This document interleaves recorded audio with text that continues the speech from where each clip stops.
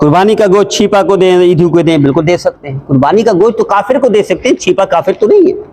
कुर्बानी का गोश्त यहूदी को दे सकते हैं, छिपा यहूदी तो नहीं है। कुर्बानी का गोश्त हिंदू को दे सकते हैं, ईदी हिंदू तो नहीं है।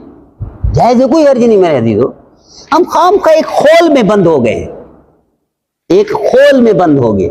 बहन का हक खा के बैठा हुआ है और पूछते हैं कुर्बानी हलाल है या हराम है, फलां के साथ रखूं।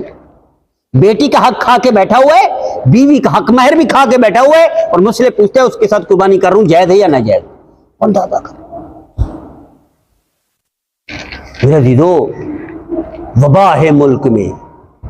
जब बदबख्त ऐसे भी हैं, बहन को ले जाते हैं, दावत खिला देते हैं, 150, 200, 300 का खाना खिला देते हैं, एक सूट दिला देते हैं, 200, 300, 400 का लिखवा लेते हैं। मेरी बहन ने बरजा बखुशी मेरे नाम लिख दिया। तू अपनी बहन के नाम क्यों